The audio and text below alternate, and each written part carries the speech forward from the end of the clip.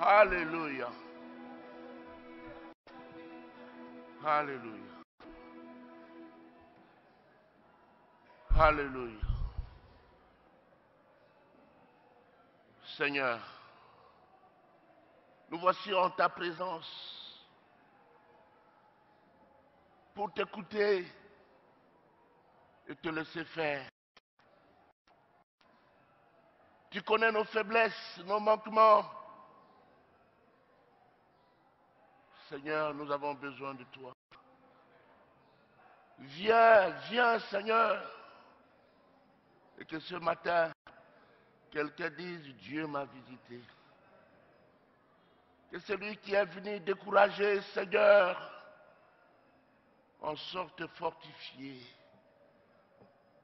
Seigneur, que celui qui est malade, même une maladie chronique, que le médecin ne peut guérir, que toi tu guérisses cette maladie, afin que la gloire te revienne.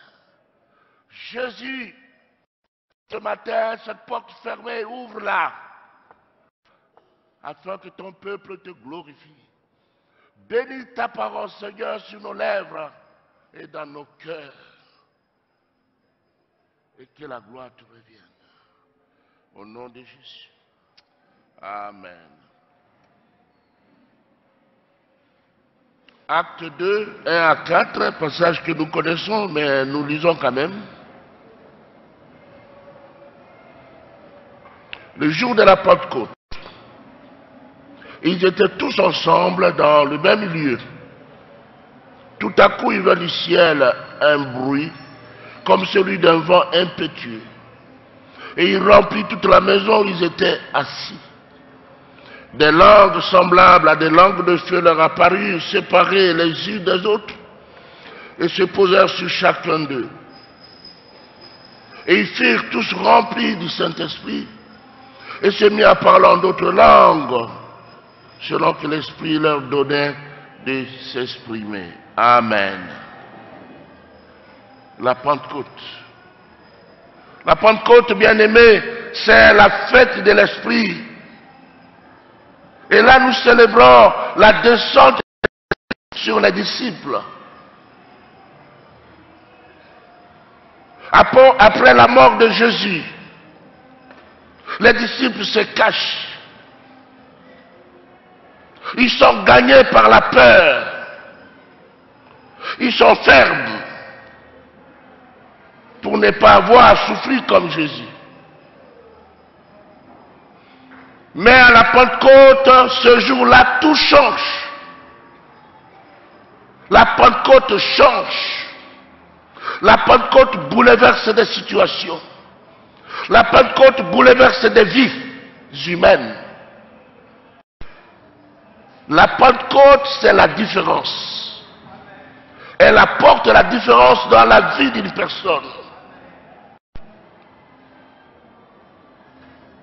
Au beau milieu de leur tristesse, de leur découragement, de leur peur, une certitude les envahit, une puissance les saisit, et ils sont tous remplis d'un courage exceptionnel pour annoncer la parole de Dieu. Ils ont la hardiesse spirituelle pour parler de Jésus. La Pentecôte. On parle du vent, du feu, des langues. Je commence par les langues. Les langues nous unissent. La Pentecôte, c'est pour réparer ce qui s'est passé à la tour de Babel. À la tour de Babel, l'homme voulait se faire un nom. Mais à la Pentecôte, c'est Dieu qui va donner un nom. Alléluia. Les langues. Dites-moi un peu, quand vous allez dans un pays étranger, prenons, vous allez en Suède, vous entrez dans une église où on parle suédois ou anglais. Et puis tout à coup, vous entendez quelqu'un prophétiser en Swahili. Même si vous ne savez pas parler Swahili, alors que vous êtes Congolais, qu'est-ce que vous allez faire? Vous allez fermer, mais vous allez ouvrir un œil pour regarder. Et après le culte, vous irez vers la personne pour dire ça c'est le mien. Mais Dieu ne peut pas être votre surprise si la personne vous dit je ne connais pas cette langue. La langue unie, ce n'est pas pour nous séparer. Ceux qui parlent en langue s'édifient. Et cela porte l'unité dans l'église. Alléluia. On parle du vent. Mais, quelles sont les actions du vent dans la nature? Le vent soulève.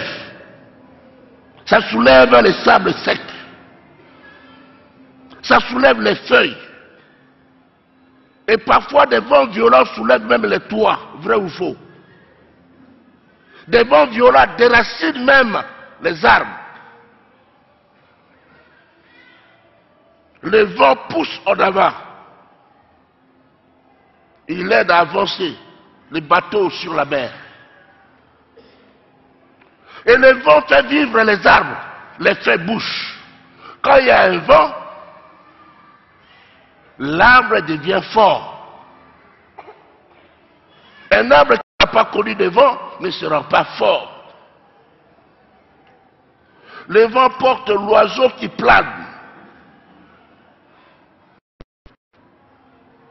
Un oiseau, l'aigle qui est là au-dessus, qui plane. Lorsqu'il y a un vent, il se laisse aller par le vent. Il ne fait aucun effort. Laisse-toi aller ce matin par le vent de l'esprit. Tu n'as pas d'effort à fournir. Ton effort c'est de croire et de te laisser faire. Alléluia. Le vent, qu'est-ce qu'il fait? Le vent rallume le feu qui voulait s'éteindre. Quand le feu veut s'éteindre, qu'il y a un vent, le feu se rallume. Et le vent déplace tout sur son passage. Le vent. Il y a un homme dans la Bible, son nom c'est Philippe. Il était en Samarie. Il n'était pas connu comme prédicateur, comme homme de Dieu. Il était diacre. Mais avec la persécution, il est allé à Samarie. La Samarie, c'est l'église des réfugiés politiques. Il est allé comme réfugié. Et là, il prêche la parole de Dieu. Des choses fantastiques se passent. Pierre et Jean apprennent, ils viennent. Et les préoccupations, c'est que les gens connaissent la Pentecôte. Et après, un ange vient dire à Philippe, lève-toi, va sur la route du midi, qui va au désert. Il se lève sans discuter. Il ne dit pas ici, j'ai du succès. J'ai du succès ici. Il ne dit pas cela. Il obéit. Alléluia. L'obéissance à la parole de Dieu porte des bénéfices. Alléluia. Les gens disaient, reste à la borne, c'est toi qui conduis à la borne. Mais je n'étais pas tranquille. Je n'étais pas tranquille. Dieu avait une œuvre ici, à Barumbo. Alléluia. Dieu avait un plan pour cette église, pour un peuple. Philippe ne regardait pas les miracles qui sont opérés en Samarie. Il obéit, il va au désert, où il n'y a personne. Mais si Dieu t'envoie au désert, il veut faire un miracle avec toi. Il obéit, il va au désert. Et là, il rencontre un gros poisson, une grosse légume. L'eunuque éthiopien, ministre de Cadence, reine d'Éthiopie, qui revenait de Jérusalem pour adorer Dieu. Il y a des gens qui comme les Éthiopiens. Ils adorent un Dieu qu'ils ne connaissent pas. Ce matin, je vous parle du Dieu de la Bible. L'énigme éthiopien revient de Jérusalem, où il est parti adorer. Il dit la Bible ne comprend rien. Et pourtant c'était un intellectuel, ministre, quelqu'un qui a une licence, ou un master, ou un doctorat. Il ne comprend rien. Tu ne peux pas comprendre la parole de Dieu sans l'Esprit de Dieu.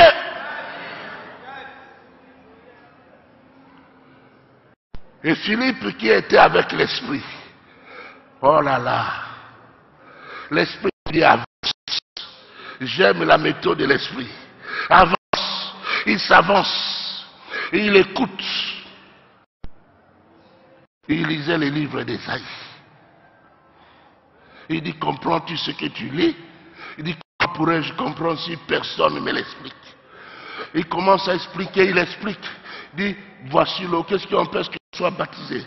Certainement, il lui a parlé de Jésus et du baptême. Il dit, si tu crois, c'est impossible.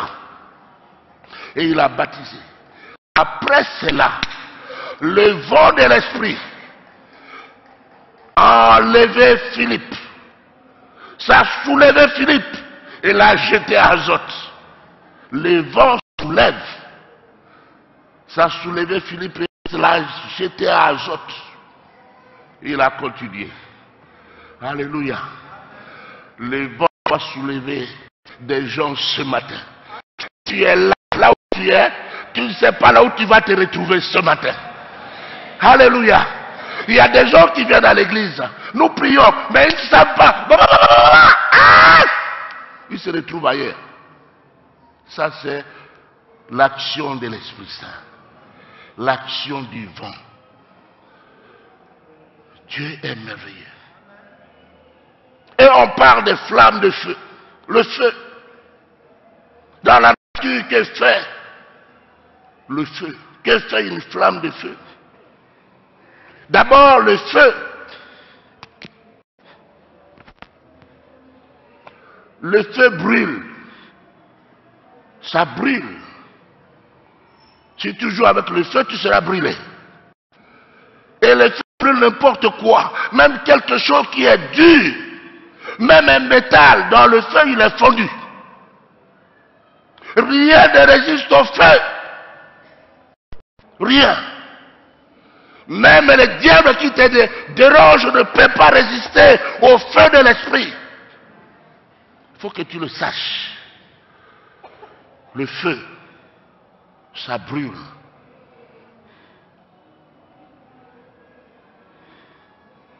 Le feu éclaire dans la nuit. Lorsqu'il y a l'obscurité, qu'il y a un feu, on peut voir clair. C'est comme le Saint-Esprit qui nous éclaire lorsque nous lisons la Bible. Il nous donne le discernement et nous révèle ce qui est caché. Il y a des choses cachées que seul le Saint-Esprit nous révèle.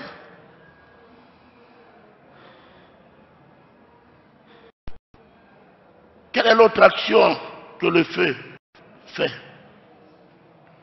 Il réchauffe. Quand on a froid, on veut être là où il y a du feu. Et le Saint-Esprit réchauffe nos vies lorsque nos vies tendent à refroidir. Peut-être que tu es devenu froid, d'autres sont devenus glacés. Ce matin, le Saint-Esprit est là pour te réchauffer. Le Saint-Esprit, plutôt, le feu attire. Quand on voit du feu, cela attire le regard. Ce matin, alors qu'on venait ici au culte, on a vu un feu plus grand, un gros feu. On a dit, mais c'est quoi ça? Et le véhicule s'arrêtait là. Un véhicule a pris feu. Et les gens s'arrêtent pour regarder. Ça attire. C'est comme Moïse. Moïse avait des problèmes. Il venait de tuer quelqu'un. Un Égyptien, un Hébreu ont eu une dispute. Et finalement, il a porté la main sur l'Hébreu. Il a tué l'Hébreu. Le jour suivant, les frères israélites discutent entre eux. Il vient les calmer. Et le plus fort dit à Moïse, mais qui t'a établi juge ici? Tu veux me tuer comme tu as tué l'Égyptien l'autre jour. À ces paroles, Moïse prend fuite. Il va dans les déserts chargé. Il avait des soucis. Mais là, il va voir un feu. Il voit le buisson ardent. Il se détourne pour regarder. Quand il se détourne pour regarder, de ce feu-là sort une voix. Moïse, Moïse, ôte tes sandales. Le lieu sur lequel tu te tiens est un lieu saint. Alléluia. C'est là. Et le feu se propage. Il se propage, il se transmet. On peut le diviser sans qu'il perde de sa beauté. Le feu. Et nous connaissons ce que Samson a fait avec les Philistins. Il était fâché contre les Philistins et il a pris des renards. 2 renards. Et à leur queue, il a attaché du feu. Et il a lancé les renards dans les champs des Philistins. Tous les champs étaient brûlés. Le feu. Partout il y avait du feu. Et les disciples et même les apôtres, partout ils passaient, ils voulaient que les gens soient enflammés comme eux. Qu'ils soient enflammés comme eux.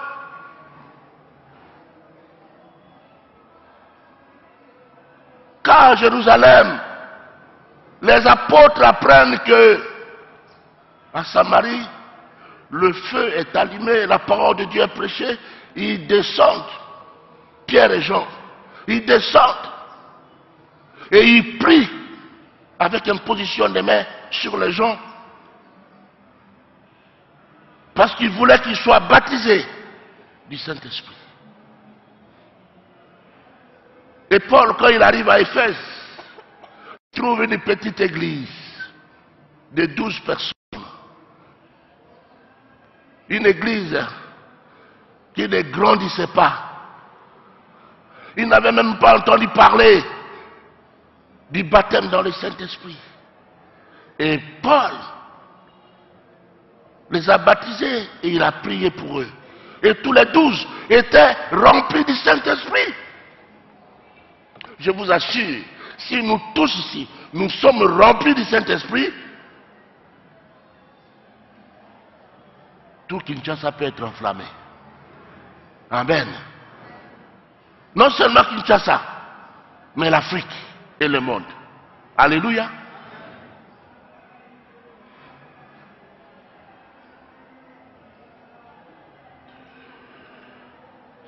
Le feu transforme les couleurs, les visages. Quand il y a le feu, là où il y a la lumière, les visages changent. Permettez-moi de vous dire quelque chose. J'ai connu des jeunes gens vilains et des jeunes filles moches. Mais quand ces gens-là ont reçu Christ dans leur cœur comme leur Seigneur, leur Sauveur, et qu'ils ont été baptisés du Saint-Esprit, j'ai un autre regard. Les filles étaient belles, les garçons étaient beaux. Tu veux être belle, ma fille, ma soeur, sois remplie du Saint-Esprit. C'est ça le secret. Tu vas attirer. Sois rempli du Saint-Esprit. Le feu transforme. Bien-aimé dans le Seigneur. La Pentecôte est une célébration très importante pour les chrétiens. En effet, elle marque la naissance de l'Église et le moment où la totalité divine est révélée à l'homme, Père, Fils et le Saint-Esprit. Avant cet événement, tout le monde ne pouvait pas recevoir le Saint-Esprit. Les personnes recevant le Saint-Esprit étaient des personnes importantes, comme des rois. Saül, lorsqu'on a versé une fiole d'huile sur sa tête, il a vaincu les Philistins. David, lorsque lui aussi on a versé lui sur la tête, il a vaincu Goliath. Il y a des victoires que tu ne peux remporter qu'avec le Saint-Esprit. Alléluia. Rien qu'avec le Saint-Esprit. Rien qu'avec lui et lui seul. C'était pour des personnes importantes comme des rois, des juges, comme Gédéon, qui battait les froment et qui avait peur des Madianites. Mais lorsqu'il fut rempli du Saint-Esprit, les choses changèrent. Il battit les Madianites à plate couture. C'est comme Jephthé contre les fils d'Ammon. Et c'est comme Déborah aussi. Il y a des victoires que tu ne peux remporter qu'avec l'aide de l'Esprit. Avec l'aide de l'Esprit. Cela a été donné seulement aux rois, aux juges, aux prophètes, comme Élie et Élisée. Et nous savons ce qu'ils ont fait. Mais depuis la Pentecôte, tous ceux qui croient en Christ Jésus, tous qui croient en Christ Jésus sont qualifiés pour recevoir le Saint-Esprit. Si vous croyez en Christ, vous êtes qualifiés pour recevoir le Saint-Esprit. Alléluia.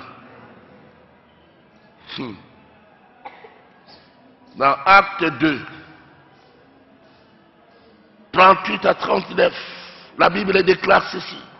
Pierre leur dit, répentez-vous et que chacun de vous soit baptisé au nom de Jésus-Christ pour le pardon de vos péchés. Et vous recevrez le don du Saint-Esprit. Car la promesse est pour vous, pour vos enfants,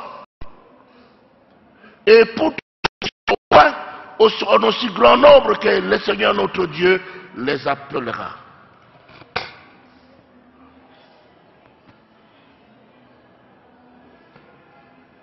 Bien-aimé dans le Seigneur, c'est pour toi, c'est pour moi, c'est pour tout le monde. Le Saint-Esprit nous aide dans notre marche de tous les jours.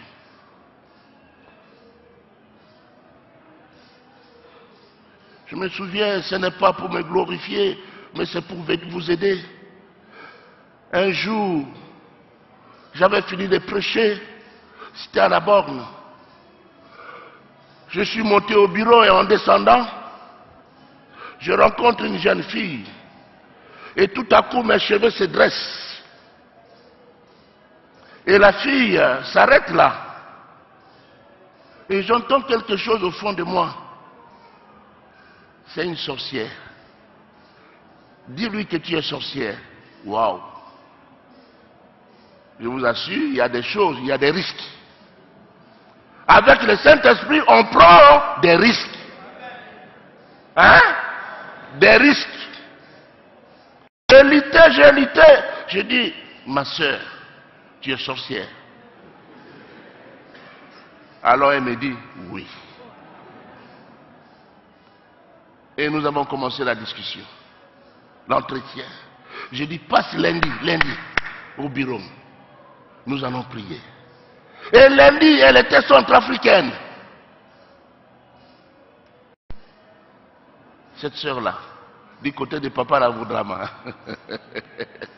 Les sorciers sont partout, hein, même en Europe. En France, quelqu'un m'a dit, pasteur, le diable va se promener en Afrique, mais il dort ici, en France. Donc le diable est partout. La dame est venue ce jour-là. Et nous avons prié. Elle s'est mise à genoux. Elle a levé les mains. Et quand on s'est mis à prier, elle est tombée, elle a roulé par terre. J'ai appelé des sœurs et des frères. Et on a prié pour la délivrance de ces sœurs pendant toute une semaine. Toute une semaine. Et après, elle est rentrée chez elle. Le Saint-Esprit nous aide. Cherche la communion du Saint-Esprit. Cherche à ce qu'il soit ton ami. C'est pas pour rien que Jésus, lui le Seigneur, nous a donné l'exemple. Il n'avait pas besoin d'être rempli du Saint-Esprit, parce que le Saint-Esprit est Dieu et Jésus est Dieu. Mais au Jourdain, le Saint-Esprit est descendu sous la forme corporelle d'une colombe. C'était pour servir d'exemple, de modèle. Tu ne peux pas, toi en tant que chrétien, marcher dans cet esprit. Si votre vie est triste, de souffrance, de doute, de désespoir, de peur, de lassitude, c'est-à-dire de fatigue, il y a des gens qui sont fatigués. Fatigués de tout. Sachez que Jésus est mort, il est ressuscité. Et bien plus, il y a la Pentecôte. Il y a la Pentecôte. Avec l'Esprit Saint, tout peut changer. Tout peut devenir facile. Ce qui était difficile peut devenir facile. Avec le Saint-Esprit, tout peut devenir rayonnant. Les choses peuvent être transformées. Transformées. Il y avait une sœur qui était remplie du Saint-Esprit. Et son mari avait, je ne sais pas si c'est un bureau, un tiroir. Et ce bureau-là ou tiroir voulait tuer cette femme pour prendre la place. Elle est allée voir un féticheur, un ganga, pour tuer cette femme. Et le féticheur a dit quel est son nom. Elle a donné le nom. Elle a pris le miroir. Dit bon, on prend l'aiguille. On va l'appeler. Si on la voit, on met l'aiguille, le sang va sortir. Et à ce moment-là, elle va mourir. On a invoqué, appelé le nom de la femme. La femme n'apparaissait pas. Et tout à coup, le miroir a été brisé. Le féticheur lui-même a eu peur. Il dit, bébé de bisou. Il dit, quelqu'un va mourir. Entre toi et moi. Le féticheur ne peut pas mourir. C'est la dame qui va mourir. Waouh! La dame, qu'est-ce qu'elle a fait? Elle était paniquée, agitée. Et elle est allée voir cette dame-là. Pour lui dire, voilà, je voulais te faire du mal. Je voulais faire ceci, cela. Aide-moi. Pour que je ne meure pas. Cette femme-là lui a montré la voie du salut. Alléluia. Dieu est merveilleux. C'est merveilleux d'être rempli du Saint-Esprit. C'est merveilleux d'être connecté au ciel. C'est merveilleux. Ça, c'est une chose qu'il faut chercher. Aïe, aïe, aïe. On a pris du temps. Sa venue permet d'avoir une aide, la venue du Saint-Esprit. Cela permet d'avoir un guide qui nous permet de marcher droitement. Parce qu'il y a la lumière, il nous aide. Il nous guide. Il nous montre le chemin. Dans Jean 16, 13, la Bible dit, quand le consolateur sera l'esprit de vérité, il vous conduira dans toute la vérité, car il ne parlera pas de lui-même, mais il dira tout ce qu'il aura entendu et il vous annoncera les choses à venir.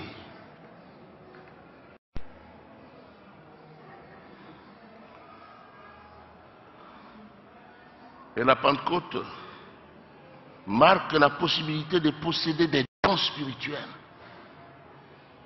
Quand tu es rempli du Saint-Esprit, Dieu va déclencher certains dons dans ta vie. Et le premier, c'est le parler en langue. C'est aussi un signe initial lorsqu'on est rempli du Saint-Esprit. Cela nous permet d'expérimenter le surnaturel. Voyez les apôtres. On les arrête, on les met en prison, et puis l'ange vient, il les sort, et ils se retrouvent au temple en train de prêcher. On va les chercher, on envoie les huissiers pour les chercher. Ils trouvent des gardes devant la prison, on entre, mais ils ne sont pas là. Quelqu'un vient dire, mais les gens que vous cherchez, ils sont là-bas en train de prêcher. Alléluia. Et le cas de Pierre.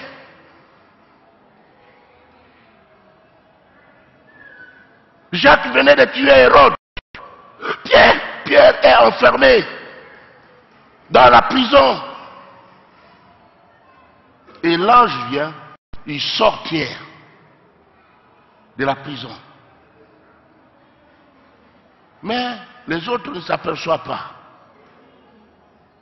Avec le Saint-Esprit, on vit des merveilles. Parfois, quelqu'un peut te chercher, tu es là, il ne te voit pas.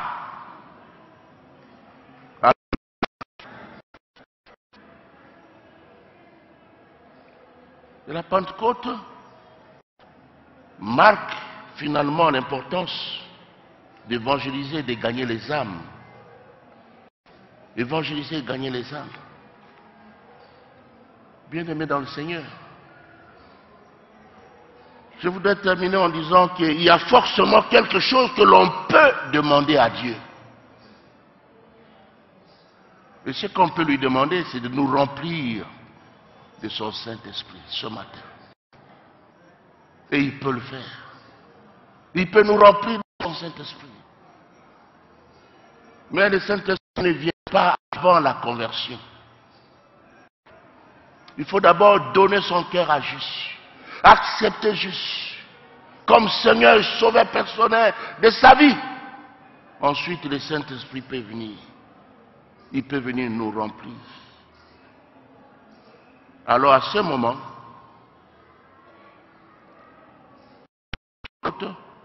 va tout changer dans ta vie. Elle va transformer tout dans ta vie.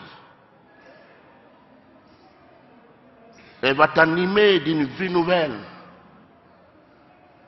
Elle va te pousser en avant. Elle va te transformer. Elle va te donner la force de poursuivre ton chemin. Elle va te soulever haut, bien plus haut que ce que tu imaginais. Quand l'aigle se laisse, l'aigle qui plane, se laisse emporter par le vent, beaucoup plus loin. Si tu te laisses emporter, tu peux aller plus loin. Nous allons prendre un temps pour prier et demander la Pentecôte. Tu peux prendre la position que tu veux. Prends la position qui te semble bonne. Lève-toi là où tu es, ou reste assis, ou à genoux. Mais ce matin, nous voulons la Pentecôte. Nous voulons un changement. Un changement. Yanda baya shukondo. Yenda baya kanta barashikita. Alléluia. Alléluia. Alléluia. Oh Jésus.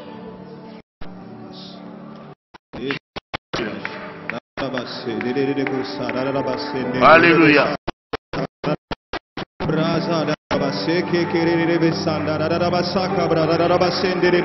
Yo rabababababa.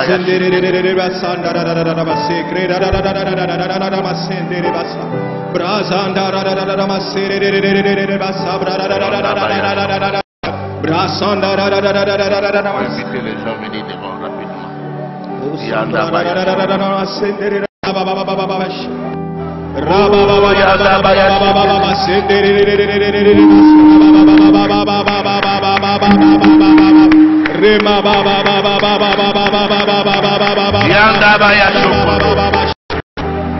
Alléluia. Bien-aimés, vous n'êtes pas baptisés dans le Saint-Esprit.